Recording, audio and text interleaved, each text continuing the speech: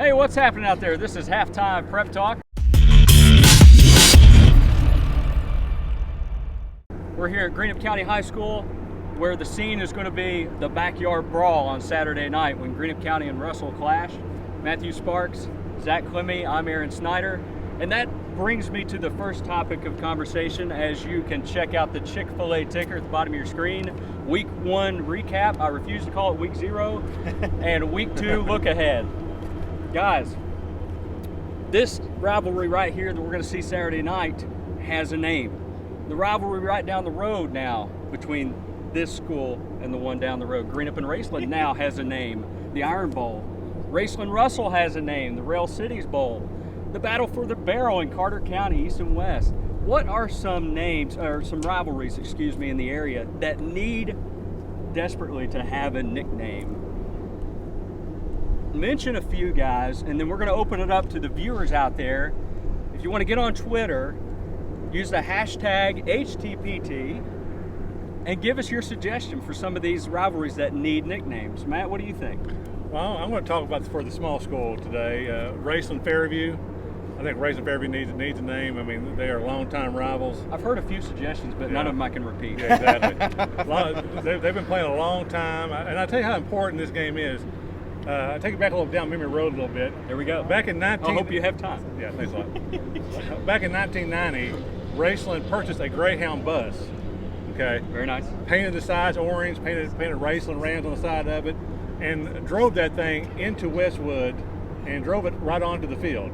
Onto the field. Onto the field. I think maybe a little intimidation factor, maybe. It seemed to work. Raceland won in overtime, if I remember correctly. But that's the only time they've used that bus. One time only. I saw it a few years later, collecting weeds and dust on the side of the road in Raceland. I was gonna say, Josh Norman thought he was pretty tough with a baseball bat, but he didn't have a bus, so I guess he loses on that one. Yeah. What other rivalries, Zach, that need a nickname? Well, he goes small school, and I'm gonna go smaller school. Bear with me. Obviously, they don't play football right now, but Holy Family's coming back. Rejoined the KHSA last year. Holy Family and Rose Hill. That's got to be a rivalry, I did right? not suspect that you would pick that one. That's got to be a all rivalry. the choices. Yeah. Well, Holy Family and Rose Hill. That's got to be a rivalry. It's got to have a name, and you can have all kinds of good-natured fun. I'll call it the Holy War. Yeah. Well, you got to be careful with that. Oh. I think that's, if I'm not mistaken, that's BC and Notre Dame, isn't it? I guess so. Because they're both Catholic. Okay, well, it's not up to me. Not that you can't repurpose. It's not up to me to come up with a name. Kind of, to paraphrase Kevin Brown, you don't want to make fun of anybody's religion, but by the same token, it seems like you can have a little bit of good-natured fun with that one. So. How about Boyd Ashland? That would be a good one. It needs a nickname. Obviously needs a nickname. Yeah. All right, well, we got Scott Grizzle, the new coach here at Greenup County, and Cade Warnock plays fullback and linebacker. He's a senior here at Greenup County. They're going to join us here in a little bit. But for now, let's go to game balls. Does that mean I go first? Nice catch, Zach. Well, I guess. The only person who caught a ball, and that wasn't off a tip drill, but Caleb Young, senior cornerback at Raceland, came into the year really kind of battling for that spot opposite Josh Clark on the other side of the defense there. And they were up in kind of locked in a tight game there with West Carter 14-7. In the final minute there of the third quarter, last Friday night, West Carter had driven in the final minute of the third quarter to the Raceland 25, but Ethan Brown's pass was deflected. Caleb Young is in the right place at the right time, snagged it. Raceland goes down the field and they score early in the fourth quarter. Another turnover, they score again, and they were able to kind of get a little bit of separation where West Carter had hung around, made it interesting, and Raceland was able to kind of extend itself a little bit there based on turnover. Remember, that's Caleb with a K. Yes. Matthew. Well, so we're here in Greenup County. There's no better guy to choose, I think, than our guest today, Cade Warnock. Okay, trying to get on his good side. Yeah, on his good side, of course. He's going to be on here later on the show. I had him with 121 yards rushing against Lewis County. We did trust your stats. I hope that's right. I don't think probably a bad idea. But his most important run of probably the whole game was from the second play from scrimmage. Took the ball, ran over a couple of defenders, and sprinted down the field 62 yards for a touchdown. Kind of set the tone for the game. I think Greenup's got a new system, new coach. Kind of made his teammates relax a little bit. They scored on their first 3 possessions and then ran away with the game. All right. Just like the guy that plays on this field, Chase Hunt, there's several guys in the area that are new at the position behind center. at quarterback this year. And one guy, Boyd County, Dalton Adkins, sophomore, is starting at QB for the Lions, and he really delivered well on Friday night. He had a big game in the 24-20 win over Lawrence County, so I'm going to go with Dalton Adkins for my game ball. Atkins also had a couple turnovers, but he withstood those, and he got back out on the field, played good defense from the safety position, kind of was a rover position a little bit. He played a little bit of linebacker as well. He's a pretty hard hitter. Gets in there. He's a fierce competitor. So Dalton Atkins, he throws a couple touchdown passes. And let's hear from Dalton Atkins from Friday night. Dalton, what'd you expect going into your first game as a starting quarterback, and how does that compare to what just happened? Honestly, no idea. I mean, I knew we were going to be better this year. We got a lot of seniors and everything, but I had no expectations. I just want to come out and play. How does it feel right now to get that victory under your belt? Amazing. It was amazing. 3-point stance, fellas. Top 3 games of the weekend. I'm going to go with Raceland, Ashland. I will be there at Putnam Stadium on Friday night. Of course, you're watching it on Friday, so tonight, 7:30, the Tomcats and the Rams. The Rams have not beaten the Tomcats since 2008, which was the last of their three-peat. But the Raceland Rams have been very capable of beating them the last few years. They had some very close games. There was a 35-34 game. There's a 41-35 game. Raceland's been on the cusp. Last year, there was a couple big plays by Quentin Baker, or else it could have been a different story. This year, I think Raceland might have the advantage up front. So the battle in the trenches will be one to keep an eye on. Ashland, though, they're going with an athletic quarterback, more than likely, in Braxton Ratliff. And Tate Dowdy has been moved to receiver. It'll be interesting to see what they do on offense, if they throw more or if they run more with Noah Roberts and try to establish that. It'll be interesting to see what they do. Raceland has a game under their belt. They're 1-0. Bailey Walker had a big game at Putnam, actually, when he was sort of born, is what Michael Salmons, the term that Michael Salmons used, but also last week at West Carter. Of course, you were there, Zach. I can see him having another good game. But it'll be all about, let's see what Ashland's defense does against Raceland's pretty dynamic offense. They have Nathaniel Davidson, experienced quarterback, too. And there's, again, maybe probably a little bit of an edge at this point in the line play. Of course, you and I both commented on that. They will see this. Their coaches will make sure they see it. They will have it posted somewhere in the locker room. So we'll see if they kind of respond to that challenge that Raceland will bring. Capital out of West Virginia, state runner-up last year, Matt. They're going to Johnson Central for the Golden Eagles opener. How do you feel about that game? Well, there are some teams who probably like to start their season with maybe an easy win. I think Eagles coach Jim Manning says, "No, I ain't going to do that." That would be exactly what he would say, probably. I'm not going to do that. I'm going to find the best teams that we can play, doesn't matter what state they're in. And he's found a doozy, I think. He's found a doozy. Made the top team in Class 3A in West Virginia. Like you said, state runner-up last year. They won the state title in 2014. Both teams lost some key players to graduation. Both teams are looking for a new quarterback. Capital brings back some quality runners, just like John Central. So it probably will depend on who rushes the ball better. I think John Central's line is mostly back. I think the pace is their advantage. And I think, I'm not going on a limb here, I think Central could pull out a close game. Well, Central does play exceptionally well at home. And so they do have that going for them in the first 3 games of this year. They're all tough opponents, but all at home. So we'll see how they do. Well, you have to look at Capital. Has got a new quarterback, and John Central has their secondary is mostly back too. Yeah, their secondary is very strong. So you're hoping maybe that they're going to stack the run a little bit and hope it force them to throw. And, I meant to mention this when I was talking about Ashland. Ashland is very solid at home too. Since 2012, they're 21-4. Very good record. Of course, everybody talks about Putnam Stadium, and it sounds like they justify that talk a little bit with their results there for sure. Let's go right here. Russell at Greenup County, Saturday night. Zach, talk about that one. All right, we'll be here. Obviously, the backyard brawl. We'll get into that a little bit more. Just a very interesting game, a huge high-intensity competition between two teams that are 10, 15 minutes apart. And it's been a great game the last 3 years. Greenup has come out really in search the last 2 years of a program-defining win.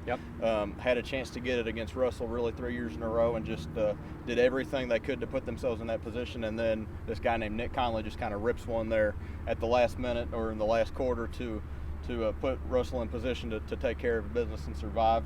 We'll talk about this in a minute, but obviously Chris Mullen's very familiar with that and trying to figure out how to stop that. That's the thing about dynamic runners like him. We mentioned Quentin Baker a minute ago. You have to be perfect defensively on every single play, and even so, I mean, if the guy gets a crack, then it doesn't matter. You got to fit up every gap perfectly if you're a linebacker defensively in the secondary, and you cannot make mistakes against a guy like that defensively. And Greenup's defense is what it's hung its hat on the last several years, and they've improved and played very well, but Russell's just gotten that crack or that break where they needed it, and so that certainly will be their focus, is to come out. Greenup may have a little bit of an edge again on the interior coming into this game. I know Russell was kind of trying to replace some linemen coming into this season. Greenup felt pretty good about what it had in his front seven, right. So we'll kind of see again how that plays out, and like most football games, that'll be where it's determined, is who's able to take care of business up front and assert themselves. And if you're Greenup, you're just trying to put yourself in a position where maybe if Nick Conley does rip one, it doesn't kill you like it has the last 3 years. All right, let's talk to one of the key members of the Musketeers and the guy known as his coach, Cade Warnock and Scott Grizzle. Right, back here on HTPT with Greenup coach Scott Grizzle, whose now career record stands at 1-0 after Greenup won their opener against Lewis County. Coach, you have any time to celebrate after the win? We told our kids to enjoy it that night, enjoy it that weekend, but Sunday we were right back to work. So it was fun, but on to the next one. I know you probably had a little time to look at some film after the game. What was your biggest takeaway from that win against Lewis County? I thought our energy was good. I thought the kids played with great effort, great enthusiasm. As far as execution and scheme goes, we've got a long way to go. We've got a ton of mistakes we need to fix, but I thought our energy and enthusiasm was really good. I know you've had a lot of great experiences since you've been hired here in April, but I'm sure top of that list is wearing a sombrero on our cover of our football preview. What was your initial thoughts when you heard about the idea? I'm pretty open-minded, so I thought it was a good idea. I thought it was a fun idea. I know you guys are creative guys and enjoy stuff like that, so as long as TJ and Coach Sammons were good with it, I was good with it. So it really looked like according to the picture, TJ was really enjoying himself there. TJ looked like he was having a good time. Me, not so much. I don't know whether it was the sun in my eyes or the sombrero, but I didn't look too happy. Talk about your senior group. Seniors played really well against Lewis County. Maybe set the tone for that game. I know we've got Cade Warnock on the show here in a little bit. Talk about how important these seniors have been for you as far as being established in the program and aiding that transition. Maybe you don't have to be such a rebuilding process right off the bat. Yeah, we got a tremendous group of seniors. Since day one that I've been here, those guys have been nothing but hardworking and respectful. They're just a great group of young men. They've been through some ups and downs here, and this program means a lot to those guys. So they really want to be successful. And I don't know if I've ever been around such a hardworking group of seniors. They come every day, they punch the clock and get after it. So I'm very proud of those guys. And now you're preparing for your first backyard brawl here. I know the grounds crew here is really preparing the field for Saturday night here. Can you feel like a different energy here this week to prepare maybe the next week on campus and at practice? Yeah, I think there's definitely a different kind of vibe around campus right now. We try to approach every game the same from a coaching staff, from a team standpoint, but you can't deny just the energy and the excitement for this weekend. It's going to be a great environment. I think we're going to have a great home crowd here. We got a ton of support from the community and from the school, so I look for a great crowd and just a good night for Greenup football. Well, say, Coach, I had to say this. It's been a little one-sided this game here in the last few years. Only beating Russell one time in the last 15 seasons. What will it take to maybe get Greenup over that hump this Saturday night? I just think it's going to take a great effort.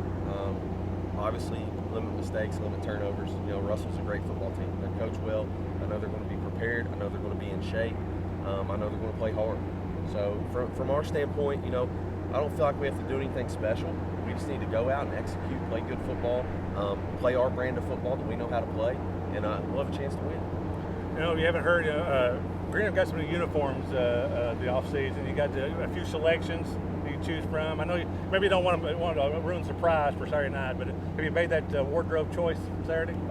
Yeah, we actually sat down during team camp with the seniors, and we basically let those guys pick every week, what combination they wanted to wear, and they were all pretty much on board with the same thing this week. So we got something special for Saturday night. Well, thanks for coming on, Coach. Appreciate it. And now up next, senior Cade Warnock. All right, thank you. All right, we got Cade Warnock here on HTPT here at Greenup County High School, the site of the backyard brawl this weekend on Saturday night. When I say backyard brawl, does that get the juices flowing? Immediately. It's, mean, we've all been playing Russell since we were children, so it's always a big rivalry. How much are you looking forward to going into this game with already a win under your belt? 1-0, that has to go pretty good. How confident a group is this right now going into this Russell game? With the seniors we have and the group of boys we have right now, this brotherhood's pretty excited to play this game. I mean, they're a great group. Russell's always been really good, but we're going to give it 100%, play the football we always do.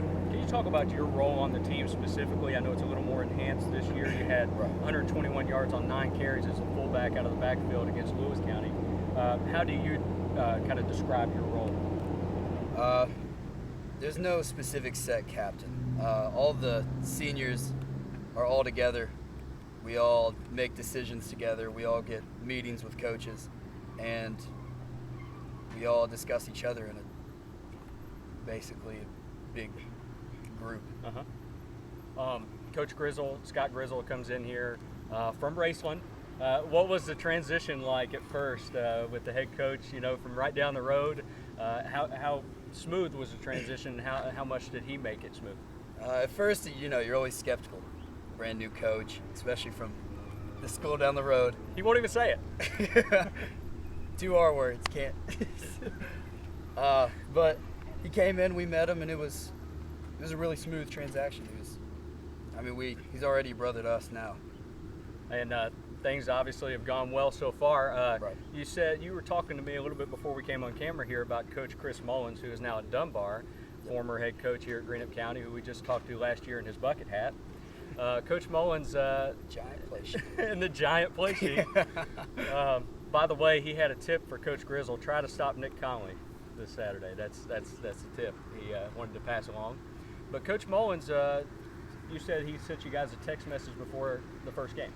Yeah, he had a group message with all of the seniors of this year. So he texted us before our first game and said good luck. He missed us and that he loved us and that he wanted us to play extremely well throughout the entire season. So all the seniors texted back and said that we missed him too. Good luck down at Dunbar, and we'll come see you one day. Very nice, very nice. Cade Warnock is the 4th generation of Greenup football players. Your great-grandfather Paul, your grandfather Lance, and your dad Nick. I know Nick and Lance are both helping on the staff as well. First of all, what's it like to have, be the 4th guy and have that in your family? There's a lot of knowledge. That's the main thing. You never really feel like there's more pressure on you. I mean, it's family, but they're there. They're there for everyone. It's family to everybody, not just me. It's just a lot of knowledge. We talk at the house. It's football everywhere. That's where it is. So you like it, right? No, I love it. As far as having, Lance, your grandfather, and Nick, your dad, on the staff, what's it like, being with them as coaches? They're critical, but they want the best for me. They want me to play as hard as I can. They want me to do everything I can for the team and for myself. But it's no different than the rest of the coaches. I think everybody on the coach is a family. How motivated were you throughout the preseason of getting prepared, getting yourself, ready in the weight room, get your strength up and things like that for your senior season, make a lasting mark here?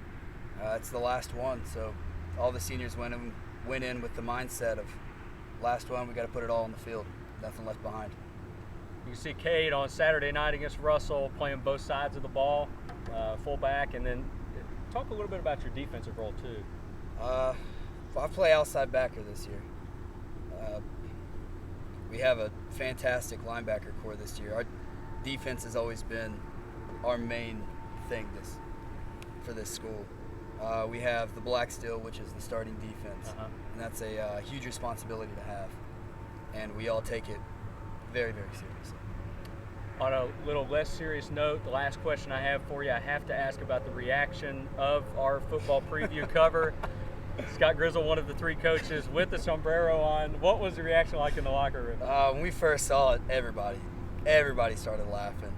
I mean, it's when you see something like that, That's your immediate reaction. You can't. It wasn't expected. It was.